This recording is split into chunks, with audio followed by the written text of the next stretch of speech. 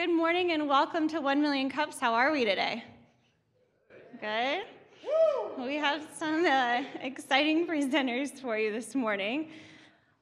1 Million Cups is a weekly entrepreneurial program where we have two companies present weekly for 6 minutes, and then we open it up to our panel and then the audience for Q&A. So if you have a question for one of the presenters this morning, please raise your hand and we will come around with a mic. My name is Courtney. I'm one of your community organizers here, along with Britton, Zach, and Anna. We would like to welcome Anna to the team. She is with LaunchCode that presented a couple weeks ago. So please give her a big community welcome. And then sadly, this is Britton's last week. So she is typically behind the scenes with social media. She will definitely be missed, so please say goodbye to Britton today. Expert panel, would you like to introduce yourselves?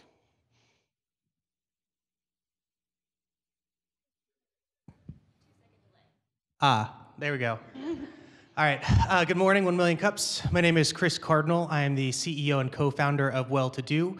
We develop digital therapeutics for chronic disease sufferers. Our premier launch product is called Migraine Coach, which combines evidence-based behavioral interventions with data science and has been shown to reduce migraine frequency in migraine sufferers by up to 50%.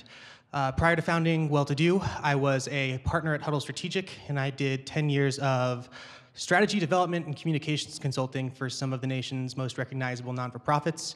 And last but not least, you will find me around Kansas City, spending my volunteer time as an entrepreneur in residence at the Rainier Institute for Entrepreneurship and Innovation. Good morning, my name is Frank Keck. I'm the founder and CEO, it feels kind of good to say, of a company called Accelerant. I go by the People Whisperer. I had a client give me that title. And what I do is I help people to increase their capacity both individually and with companies. And so I've been doing that for about 25 years. And I recently started working with the Mecca Challenge. And if you don't know what that is, it's a really cool way to get entrepreneurs and high school kids together. And so excited to be here today. Thank you so much, Frank and Chris. Without further ado, I would like to welcome up great friends and supporters of the community, Adam Arredondo and Bobby Birch of Startland News.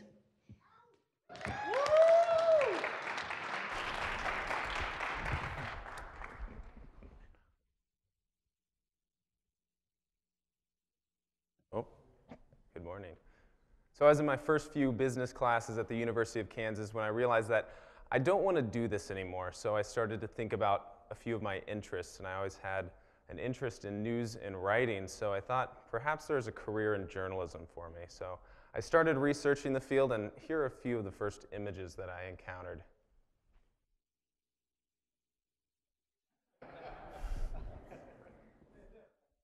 Brave.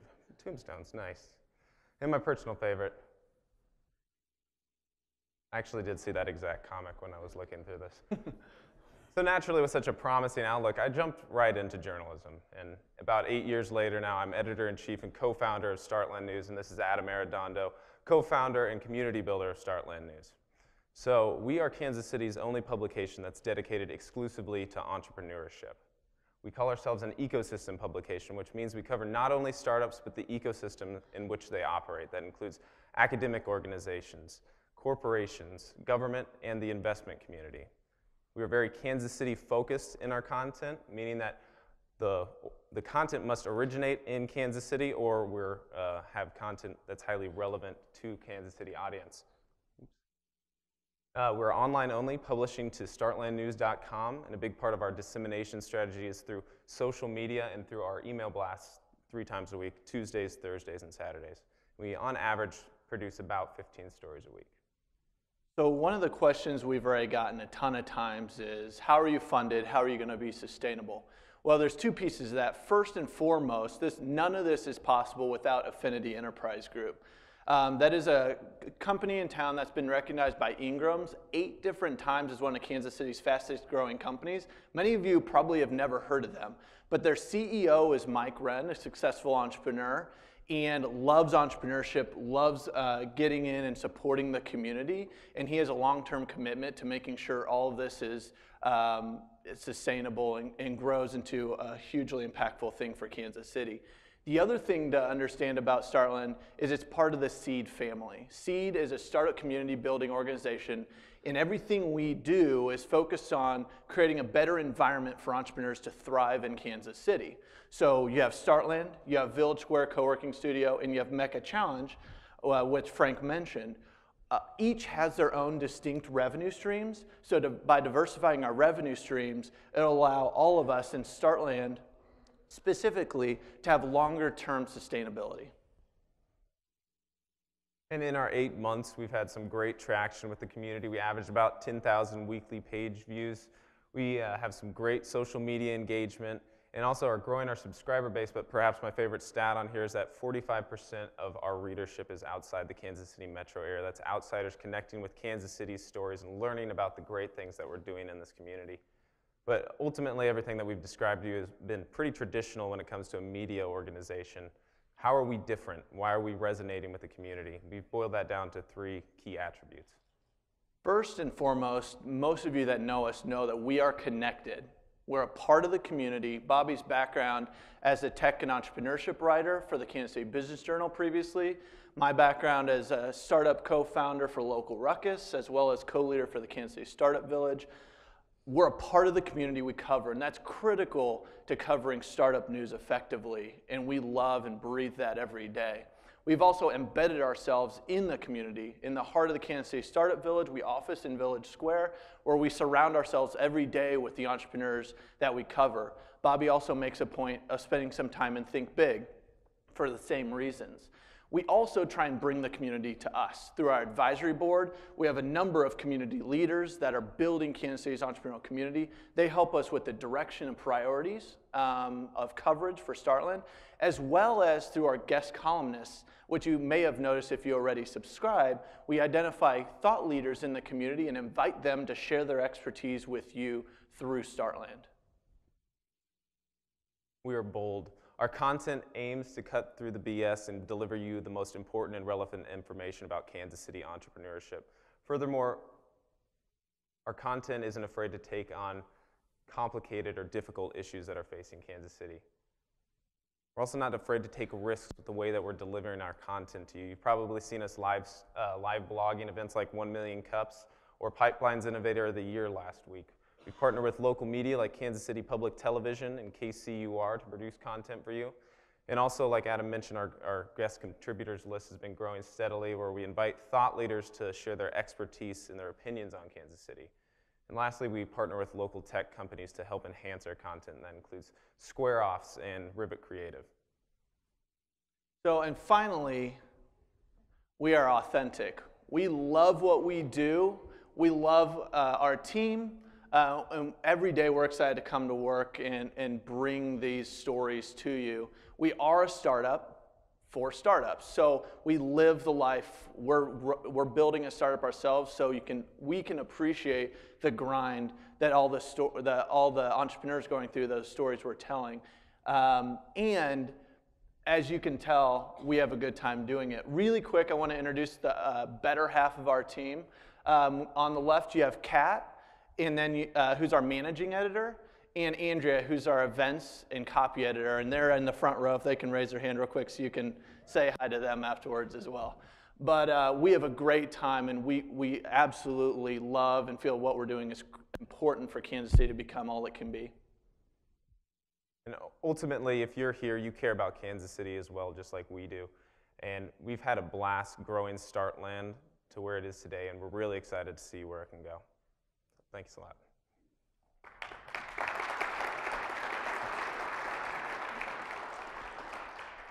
Bring on the questions. There we go. All right, so great presentation.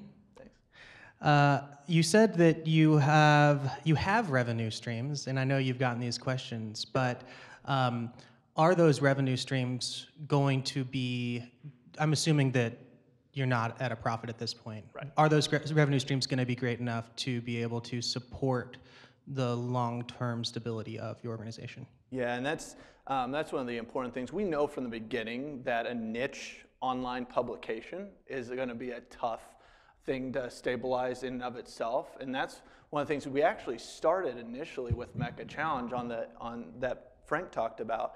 And that absolutely has profitability potential in it, and we've seen significant growth there. So one of the things that we love about the way Seed is set up is all of these things we do build on each other.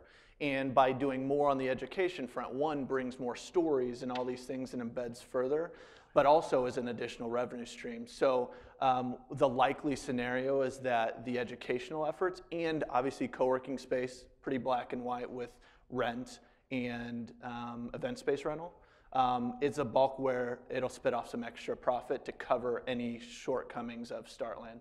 But Startland in and of itself is actually just really getting to a point where we're starting to see some traction on the advertising side. So I have 1 million questions, but I'll narrow it down.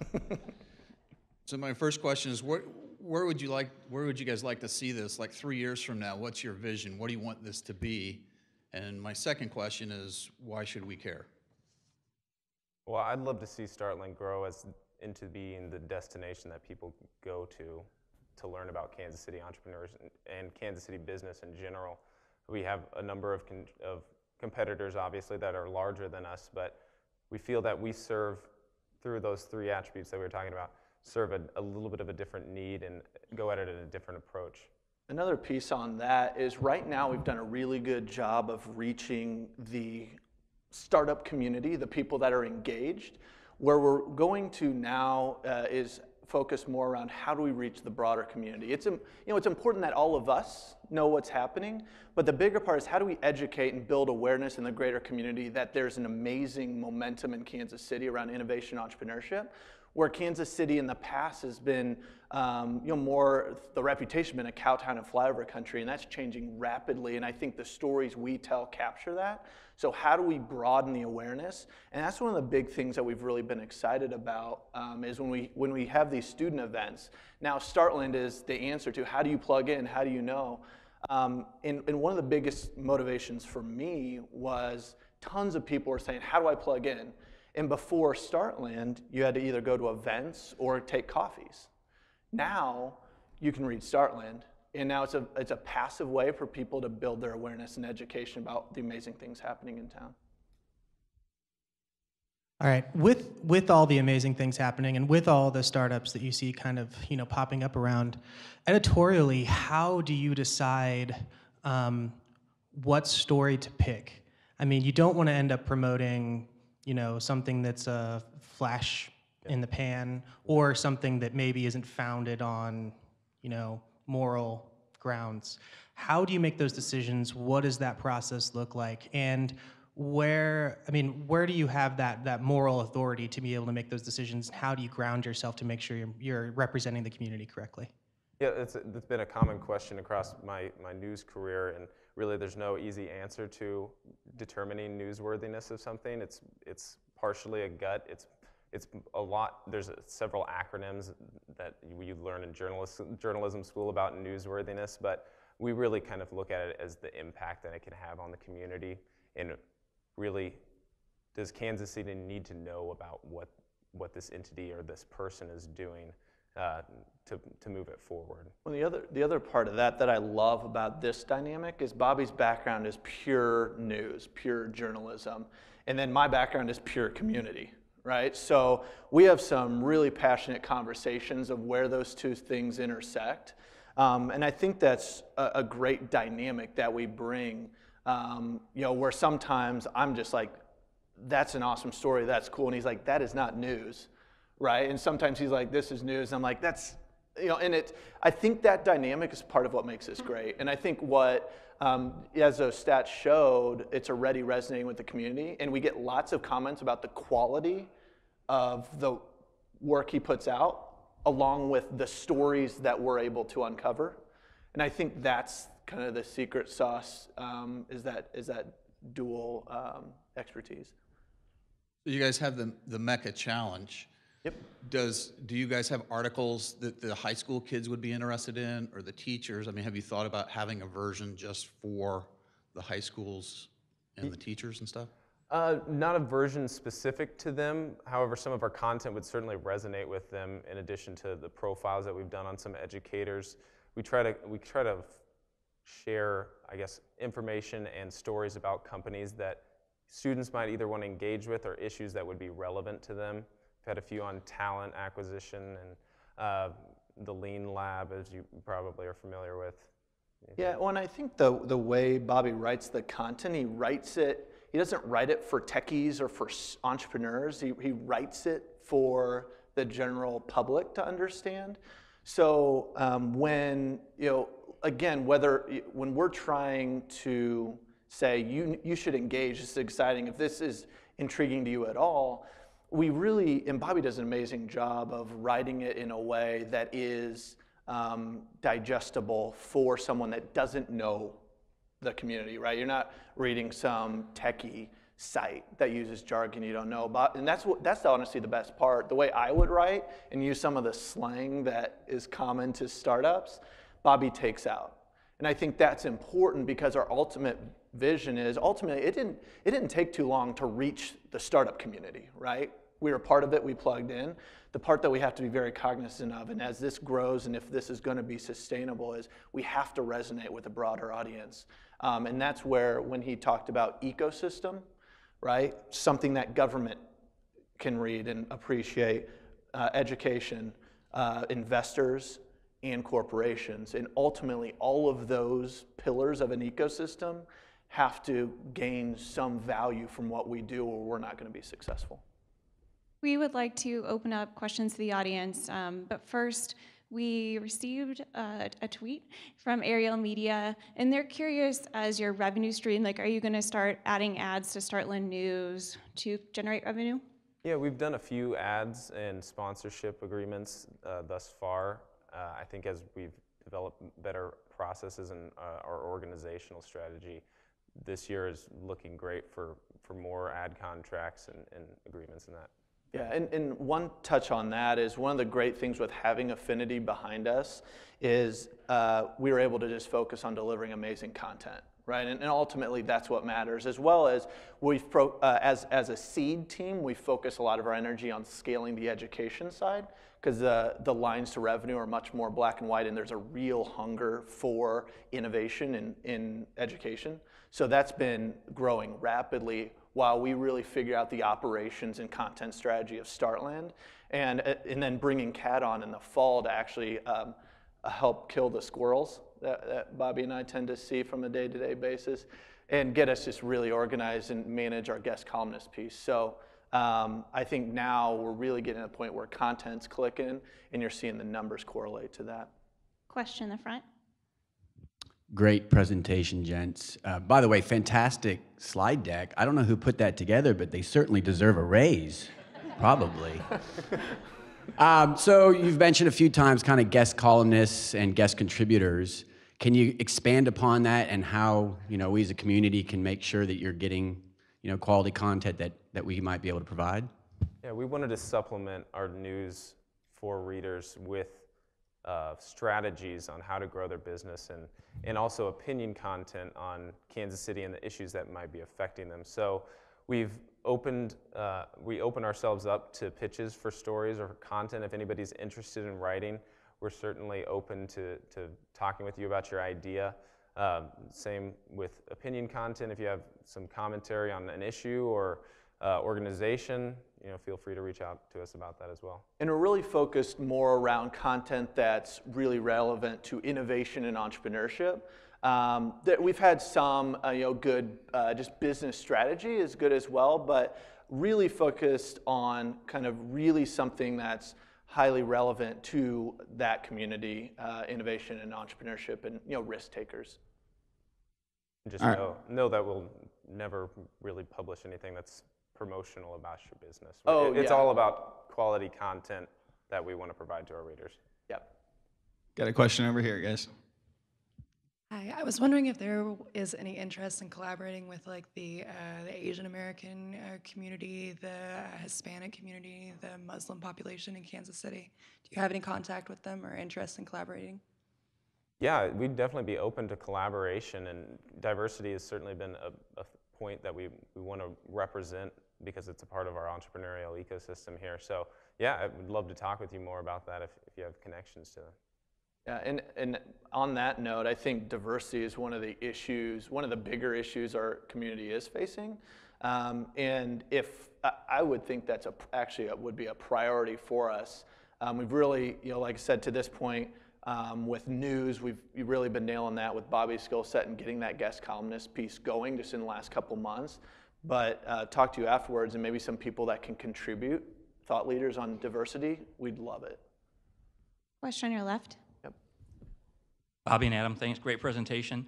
My question is related to what you said there at the end, Adam, after the panel, and that is getting the penetration into outside the entrepreneurial community. So, years ago, there were a lot of scandals that came to the New York Times and Washington Post that started off at bloggers, right? So non-traditional media getting into the traditional media. What kind of inroads are you seeing in getting stories at Startline News picked up in in mainstream outlets, and what can you do to make that happen more? So you're talking about syndicating our content with larger publications? Getting it covered. The news is so a story so big that it has to be in the business section of the Kansas City Star front page. Yeah, that's actually happened a number of times already where we've broken, that because our strength is really in our connectedness to the community, we're able to get stories days and sometimes weeks ahead of time. One that you might be familiar with is when Nile, a luxury watch company, put their watch on Ned Yost's wrist during the playoff run. We reported that about 5 days before the Kansas City started. That blew up for them. They did a huge profile piece on Nile weeks later, right after the playoff run, but that did tremendously for it. It's still actually getting a lot of traffic for us. But so there's certainly, we take pride when we see a story that we break go to the big guys, I guess, and go take off from there. Yeah, and I think another thing that's exciting from a pure community standpoint, although it's competition for Startland, is because we're able to unearth these and don't have the huge reach yet that some of the other publications do. That they see it with us and then broadcast it to the broader community. Eventually, we'd like to have a direct line to that community, but it is cool from a community perspective that we are able to unearth that. And as a result, even though it's a one-off at this point until we grow, that the broader community is learning about some of these stories. We've seen startup coverage absolutely pick up in other publications since Startland started. A nice validating point for us as well. Yeah, for sure. Who else has a question for Bobby and Adam? We answered every question. All right, so now Bobby's going to dance. Wait. I got a question. So I think it was about a week and a half ago, you guys put something out asking for under the radar startups in Kansas City. Kind of thinking maybe you're only hitting a few that are, really, really out there. Have you gotten any traction with that? / is there anything that the community can do to help with that? Yeah, definitely. We've got a number of companies themselves reaching out saying you might be interested in us. An example immediately was Payit. They're a GovTech startup that we covered that just raised $4.5 million in financing. They do some awesome work in streamlining the process between, the payment process between citizens and government, which I have a background in political writing, and so that was really fascinating for me personally to cover and see. Yeah, and that actually is another ask for everyone that's here outside of subscribing, and if you have anyone that'd be interested in this, sharing it with us. But I'm sure there's, and we know there's stuff that we don't know about, right?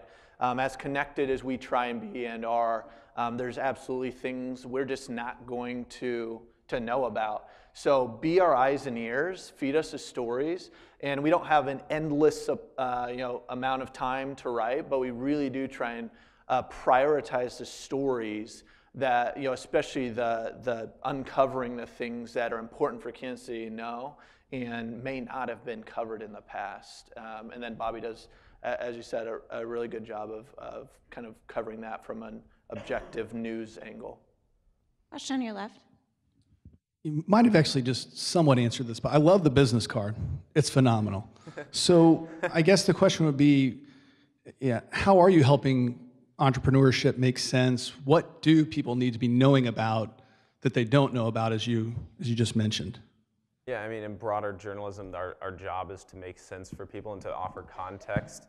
So I'd like to think that we're putting a human face on business and, making things relevant or translatable to the layman that might be interested in jumping from a larger company to a startup or thinking about starting a business themselves.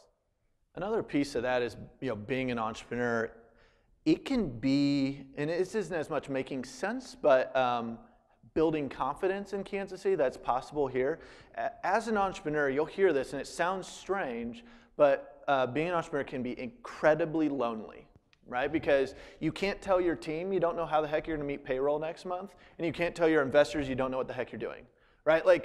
So you have this place where, in hearing the stories of other people making it or struggles or whatever it is, the stories that we tell or anecdotes that guest contributors offer, really helps build that, okay, there's others in it, and just kind of build that confidence and kind of commiserate a little bit along the way, know that they're there. The other part that isn't a small part of Startland is we do curate the startup community calendar. So if someone, again, wants to plug in, we offer that as well. It's important to not only know the stories, but then know where you can connect with those people.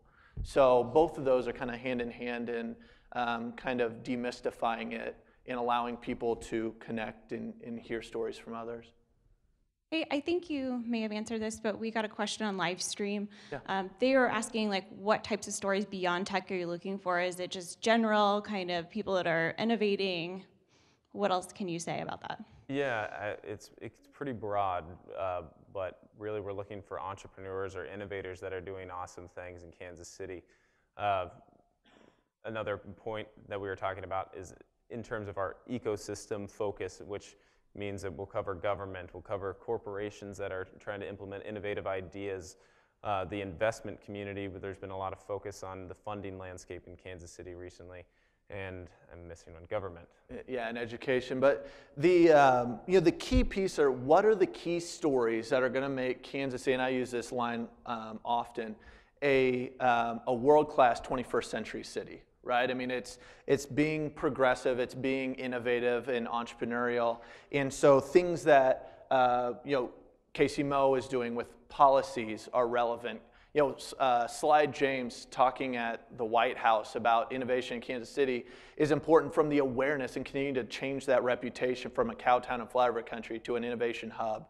Right? Things that UMKC does with their enterprise center that's coming, and the Kansas Angel tax credits that may sunset that we covered yesterday is critical. So again, it's the ecosystem. What are the things that are happening that affects the environment in which entrepreneurs have to work in Kansas City? That's the lens through which, and then from there we prioritize what we think is most impactful to least, and then we just crank through as many of those stories as we can. And there's an endless list.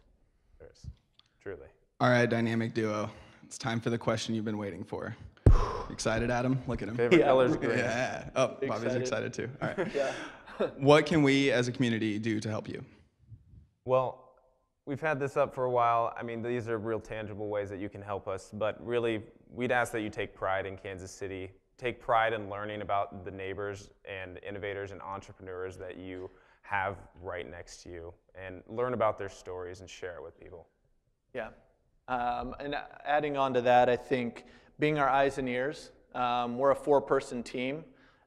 We do as much as we can, and my job is just to be everywhere I possibly can be, and kind of feed those stories back.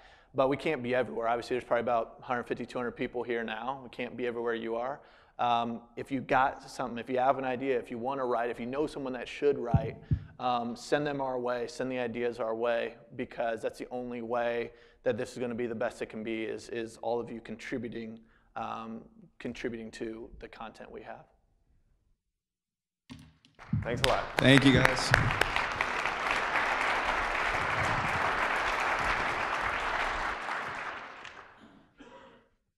Oh, yeah. Oh, man. All right, so it's the time you've all been waiting for. Startup community announcements. All right, so it's Wednesday, right? It's hump day. We got co-working Wednesdays. It is the 27th. It's happening today, 9 a.m. to 4:30 at the Sprint Accelerator, as always. Show Your Work, an entrepreneur workshop. I believe that this was Lawrence Andre's idea. Lawrence, if you'll toss your arm up over there, and then we got Ari Kern in the back who was involved as well. But she's back over to Lawrence. All right, that was Lawrence, okay. So Show Your Work happening, that's today, 12 to 1. Think Big's anniversary happy hour is tomorrow from 4:30 to 6:30 at Think Big. That should be pretty exciting. They always know how to roll out the beer. So after that, we got Athena Leagues coming back, and that's tomorrow as well from 5:30 to 7:30 with 3 of the most fantastic females in Kansas City. Jennifer Lapka Pfeiffer, if you've never heard of her through Rightfully Sown, she's awesome. Look into her. And Katie Booty and Carrie Markle. Yes, they did write about her in Startland News, so little plug there. Katie Booty and Carrie Markle from Lean Lab will be there as well. Lastly, speaking of Carrie and Katie, the reverse ed pitch run through the Lean Lab will be on from January 29th through the 30th at the Sprint Accelerator. So look into that as well. And now, the really, really exciting part, the Mug Club. So who has been to 1 Million Cups 10 times? Raise your hand, please. Look at how excited Bobby is. He's just, all right, so who has been here 10 times and has not received a mug? We have one specific gentleman that is getting it today, and I'll let Courtney take it over. Frank, you have been requested on Twitter multiple times for receiving this mug. So will you tell us a little bit about why you come to 1 Million Cups every week? So I come just to hear what ideas people are coming up with, and I love the questions that people ask. And so I learn about how to grow my business and how to participate in the community by the questions that you all ask, the people that are up here. So I think I learn more from the audience and meet some really cool people. Well, welcome to the Mug Club. Thank you very much. You're welcome. All right, round of applause for Frank for being Frank. All right, that's all I got, and now we're jumping into Zor. Oh, and I'm gonna fall off the stage. Good morning, everyone. First off, thank you so much for having us here. It's an amazing experience to be in front of such a progressive audience. My name is Kamal. I'm the founder and CEO of Zor. This is Andrew. He's our lead technician, and my brother Anoop, who is my partner. So just briefly, the best way I like to describe our business is by making an analogy. What Safelite does for auto glass, we do for tires. Whether it's at your home, office, or on the roadside, we come to you. And before I delve into kind of the details about our business, would like to talk a little bit about the background as to how we got started with all of this. A couple of years ago, I graduated from Missouri S&T with an engineering degree and ended up landing a job at SpaceX in Los Angeles. And while I was out there, I came across a company that was doing exactly the same thing. And me being an automotive enthusiast, that was an automatic light bulb in my head. And you know, I did a little bit more digging. I realized that the replacement tire industry for passenger and light trucks is worth over $24 billion here in the US, and that consumers are ready for that next level of convenience. Even though it's not offered anywhere, really. So I kind of sat on this idea for about a year until we actually decided, well, why not take the risk? Kansas City seems to be the prime market for this. There's no competition, and we just went for it. So we spent about a couple of months designing, iterating, and building, and we launched in October of this year. So a little bit about how it works. You can call us at 844-GET-ZOR or go online, select your tires based off of the vehicle you own or by tire size. It'll give you an exact price of how much it'll cost you. And speaking of cost, it doesn't cost you any more than a traditional tire shop. So what you pay for is the tire plus the install fee. There's no extra outcharge fee for us to come to you, unless it's an emergency. Then we have to add something on to the invoice to compensate for our time and money, or our time and fuel that's spent. So since launching, we've had a tremendous response from the Kansas City community. We've changed over 350 tires, and that number is just constantly growing. We're growing at a steady rate of about 25% per month, and we're expecting to grow even larger than that. Our ultimate goal is to get to the point where we are throughout the Midwest in various different metropolitan areas. So yeah, we want to kind of open it up to any questions that you guys may have. Feel free to start anywhere. All right. First question, how many trucks do you have right now, or how many people do you have kind of out there mobily changing tires and replacing tires? Just one. Just one. So we started with one to kind of test the concept out here in Kansas City.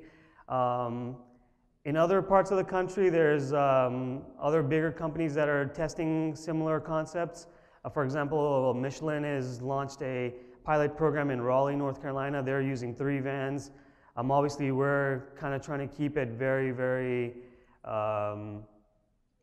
small and trying to figure out all the issues. And our goal is to maybe have another couple vehicles on the road by the end of the year. How do you reach your customers, or what have you found is the most efficient channel to reach customers thus far? This would probably be ideal.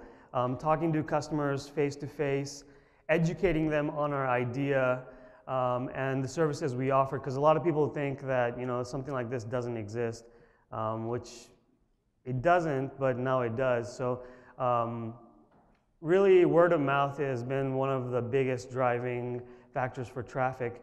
Other channels like Google AdWords and Facebook advertising has been also very helpful to raise brand awareness and to get some of these customers when they need tires. You have a really cool truck. Thank you. In fact, it's actually parked outside, so if you guys want to check it out on the way out, we tried to park on the curb, but they didn't allow us. But it's out in the parking lot. So we could totally open it up too if they wanted to see what the setup is yeah, all you guys, about. you're totally open to see the insides of it. We have all of our state-of-the-art mounting and balancing equipment inside the van.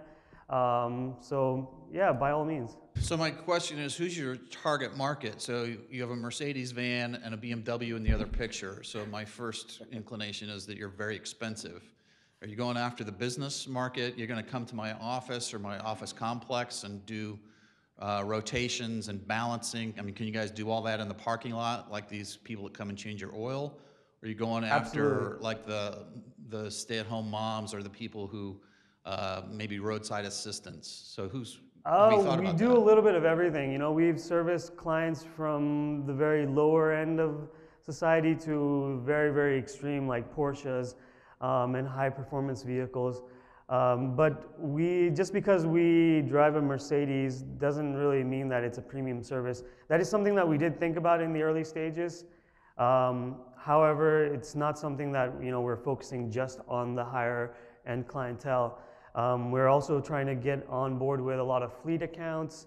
Yeah, the idea is really universal. Like literally anybody with a vehicle will at some point need tires. And the fact that we bring the tire shop directly to them is just a whole nother level of convenience that people don't really appreciate until they actually experience it. Right, and then one thing about that would be that where you go to a tire shop, you just go to one tire shop and then you just ask them whatever you need and they give you a price, and that price could be a normal price or it could be something that they've escalated just because you're in an emergency. All of our prices are posted online, so very similar to Tire Rack or something of that sort.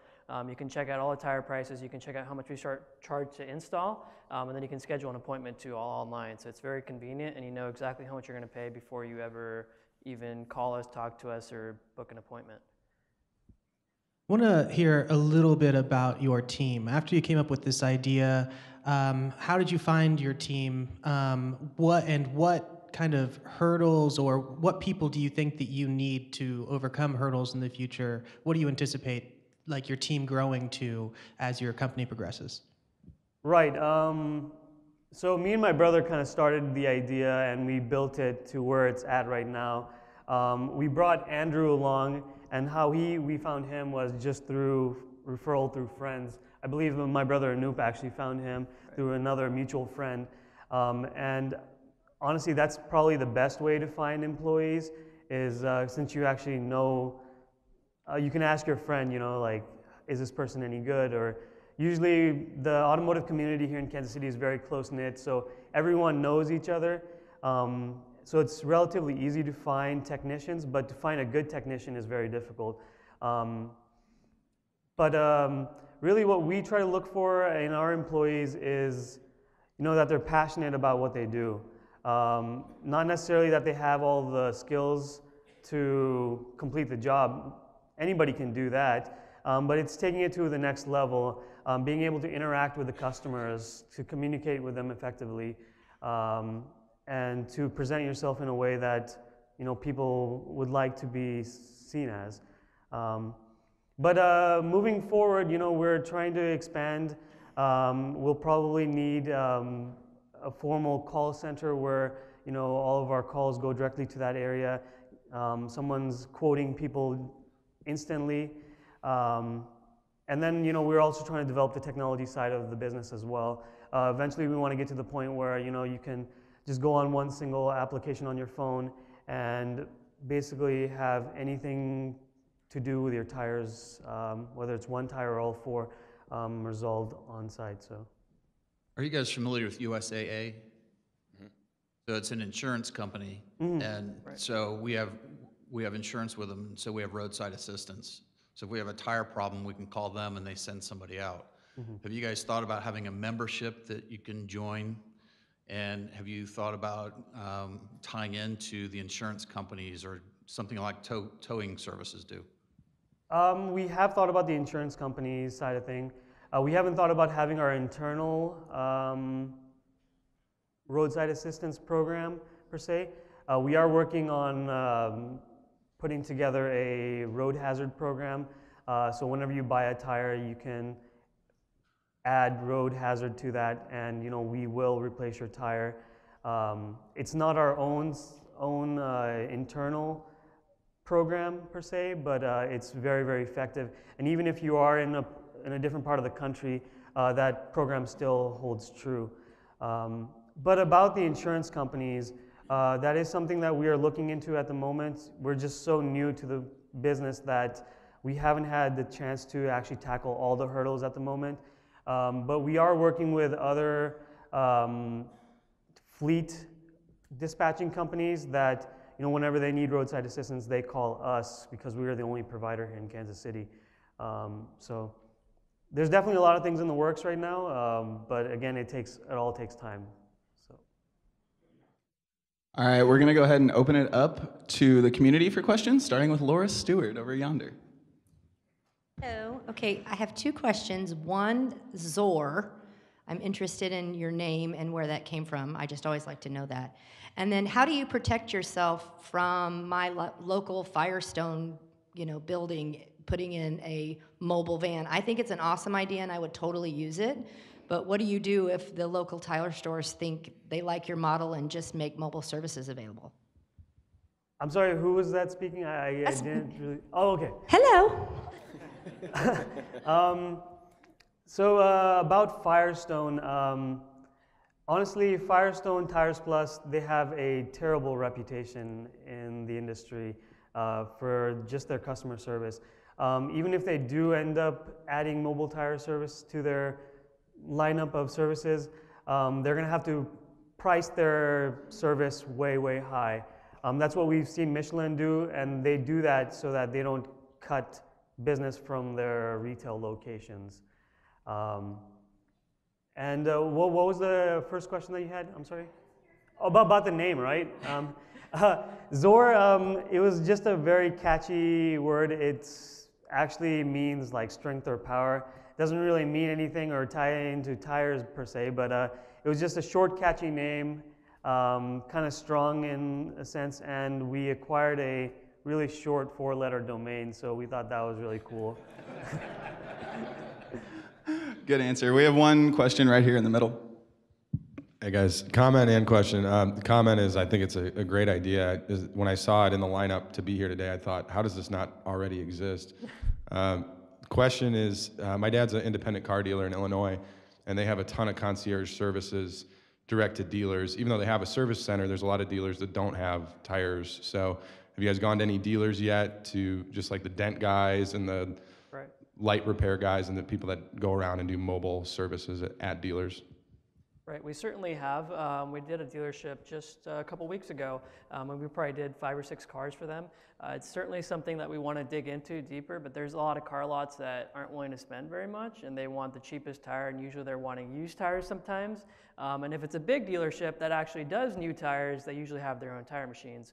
So kind of getting into that market and figuring out which dealerships are going to be ideal for us that are actually willing to spend that extra money for a customer that don't already have their tire machines is kind of where the struggle is right now. But definitely used car lots are definitely where we're trying to get into. We're trying to get into the auctions as well.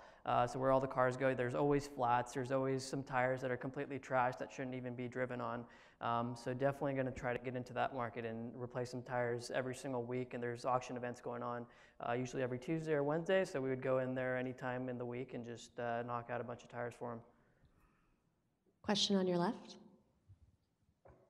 I know you guys mentioned setting appointments. How long does it usually take you to get the tires? Because I'm assuming you don't have them all on hand. Right. And then how long does it take for you to respond in case of an emergency? Usually as quick as same day, sometimes even quick as same hour. But yeah, you're right. We don't stock any tires. We have to go and grab them from our warehouses, which we work with 4 or 5 local warehouses here in Kansas City. So we have a large selection of tires to choose from. But again, yeah, we can schedule you in as soon as same day. Sometimes it takes a day for the tires to get into our local warehouses for us to pick them up. But best case, same day, otherwise next day. Right, and to add to that, most shops might say that they stock a bunch of tires, but ideally what they're doing is they're not stocking them, they're just ordering them. So they'll tell you it'll take an hour or whatever. They'll say they're going to their local warehouse, which isn't actually their warehouse, it's just the tire distributors in town, and they'll just get them from there. That's the same thing we're doing. It's a very similar concept, but ideally we would like to stock some tires in the near future and kind Some of... standard sizes, because we do come across some after-hour cases where, you know, somebody had a blowout and we can't assist them because we can't get the tires. And we've had to go to like actual retail locations like Walmart or like Tires Plus and get a tire at the last minute and install it on a customer just so they can be rolling. But again, we're not trying to emphasize too much on the emergency side of things. Really where the business excels is when you actually have people buying a full set of tires and we're installing all 4 of them at the same time at a customer's location. Got a question against the wall over here on your right? Tires, very commodity-oriented business, right? Right. And you've shared some stories about what you do, but I wonder if you could select an example of how you personalized the service that you provide, and you know, a little bit specific about what was a customer that you served that really got you guys excited? So we're still working on, you know, standardizing our processes when we interact with our customers. But what we really like to emphasize on is the technical side of your vehicle. A lot of shops, they don't even disclose any details about, you know, what was the condition of their old tires, if they should change their driving habits a little bit, if they should get their car realigned. And you know, we go through the hassle of inspecting your brakes, your hub, making sure there isn't any rust built up, and you know, inspecting how your tires have worn over the time and what steps you should take to alleviate these issues. So that's really where the service personalizes for each individual customer. I mean, we're not doing anything extra extraordinary per se, but it definitely goes a long ways to help explain customers and educate them about tire safety, because it's an area that is severely neglected by a lot of people. And your tires are the most important component of your vehicle. It's the only thing that's keeping you from the road, yes.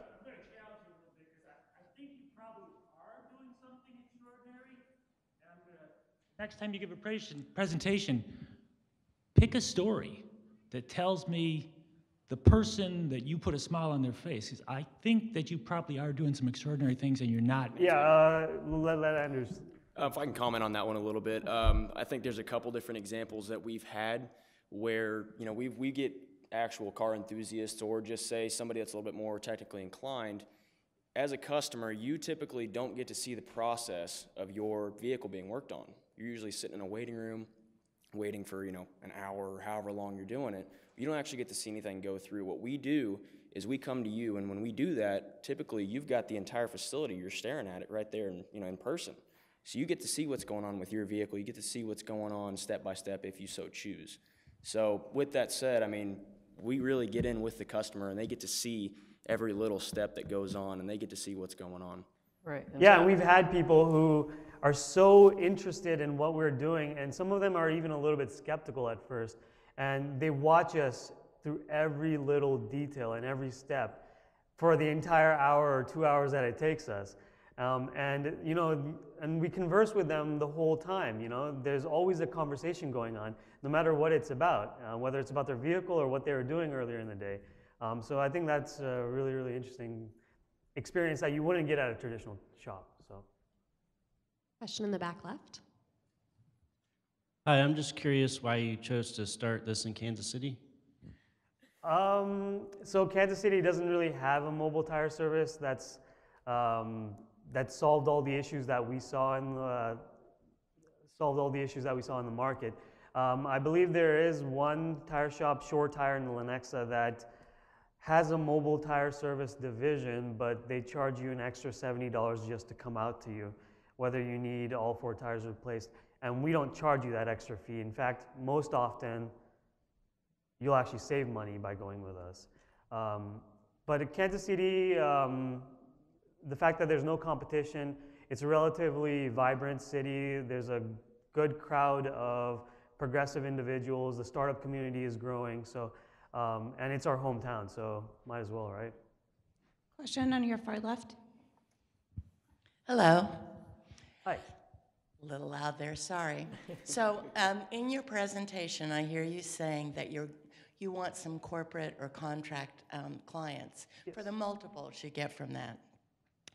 And I'm wondering, have you thought about approaching HR, human resources people at different corporations, and use this as an employee benefit? If I'm an HR person, I want my employee at the desk, not broken down next to the highway, or I don't want them taking time off to rotate their tires, which has to be done, but still, I think that has Cerner. I can see them saying, yeah, that might be a good idea. So that's one thing. The other thing, I'm looking at your van, and I do love it. This is like your rolling sign, your rolling business card. And this is a personal thing with me. I see this van, the first thing I'm going to think of is my most frequent tire thing would be rotating. I don't look at this and know that you rotate tires. I don't know that mobile tire service necessarily means that. And the other thing that's a big thing for me, if I'm in traffic and I'm behind a van like this and it's a service that I want to be able to look and see the phone number on the back of the van so that if I'm getting guilty that, oh, I should have rotated my tires 5,000 miles ago, I want to be able to get that phone number and call while I'm in traffic, although I know you're not supposed to do that. But and I apologize to the world, but don't we all do it? Okay, so I'm just saying, you've got a great vehicle here. Give me something on the back. I rotate tires, I do roadside assistance. Here's the phone number. And if it's not on your business card, same thing there. Thank you. Right, you brought up some really good points. About the HR and contacting corporate accounts, we have started to do that. In fact, I just sent an email out to a Cerner HR person yesterday. And we are in touch with other companies as well, like Dairy Farmers of America and countless others. So that is something that we're working on, you know, trying to offer bulk discounts for people who work for these companies. About the phone number, when we were designing the whole livery of the van, We wanted to try to keep it as simple as possible, only with the bare essentials. Yes, it doesn't kind of explain everything, but it's just kind of an eye-catching design. It's not necessarily meant to explain everything, but we do have, obviously, that you can buy your tires online, or you can give us a call anytime. So, but it is a good suggestion. We will definitely put that into consideration for the next time. Yeah, phone number is. Yeah, on the it back. is on the back Absolutely. actually. Yep, Yes. Yep. Yeah, website and phone number is on both sides and on the back. We got one in the back right here. Thank you. Congratulations on your initial success. I just got notified that my wife needs new tires, and as a dutiful husband, I'll call you later today. Tires, again, to the point of being a commodity, are something that the consumer is going to purchase probably about every 2 years. There's fleet accounts and there's corporate accounts, but you can't really develop a subscription model on that. What are you working towards in terms of recurring revenue? Reoccurring revenue, that's a great question. We're in the process of creating a somewhat of a subscription model where we rotate your tires every so often, which it's recommended that you rotate them every 5,000 to 7,000 miles. We could even offer a rebalancing of your wheels after a year. There's several different things that we can do. We haven't really had the time or resources to devote time to that, just because we're just so busy trying to satisfy all of our customers that we have at the moment. But honestly, I'm not sure if there is actually a need for a significant amount of reoccurring revenue. If you just look at the number of tires changed locally, even in Kansas City, the number is astonishing. When I actually heard the figure from a local distributor as to how many tires they sell in a day, I was blown away. And just from one distributor, they're selling almost 1,500 tires a day. Obviously, some of those are commercial tires for big trucks, some of them are for passenger and light trucks, but there's just so much possibility in terms of ramping up the volume in terms of tires. But there are other add-on services that we're thinking about as well, like maybe potentially mobile detailing, or there may be some other things, some quick and easy jobs that we can fill in the dead time of, when there isn't that much volume in the market.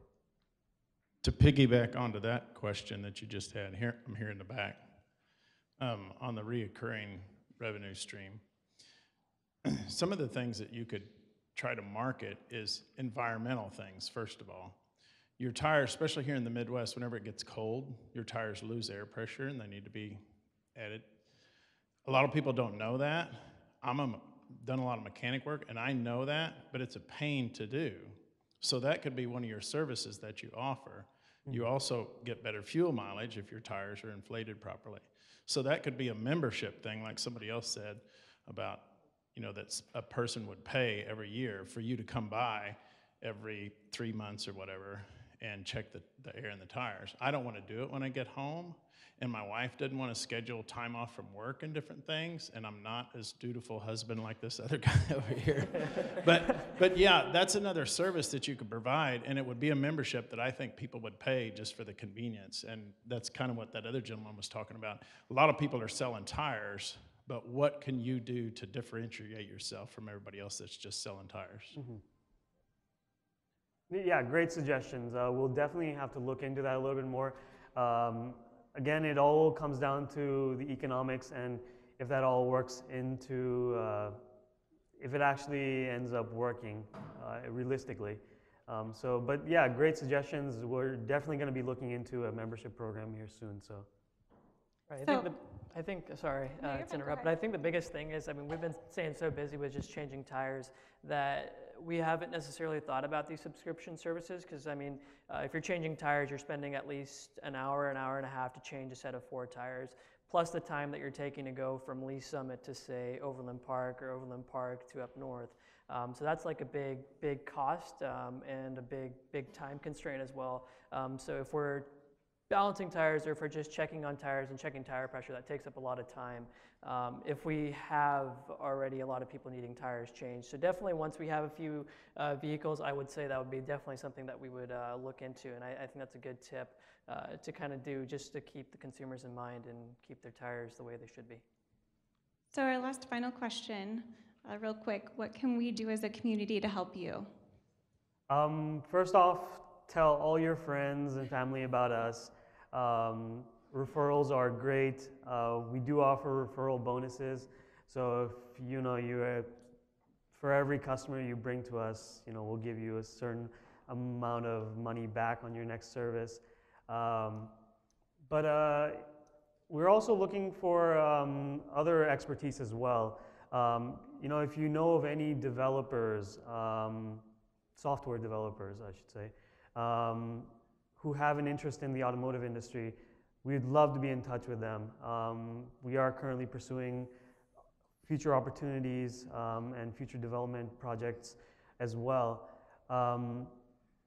If you know of any good attorneys, any good CPAs, we're definitely also in the market for that as well. So there's a lot of different things that we're looking at right now. And being so new, there's still a lot of things that we have to address and solve. So any help that we can get or any connections that someone can help make go a long, long way. And all these tips and suggestions are really helpful as well. So, I mean, if you guys have any services that you would like us to add, definitely just shoot us an email or get on our website and just let us know, and we'll definitely consider adding it on in the near future as well. Because we're very open-minded and willing to do whatever the consumer wants. So if there's demand for it, we'll definitely consider it. Yeah, and our website's also kind of a work in progress, so that's going to get updated later this week as well. So. Thank you so much for your presentation today. Thank you. Thank you.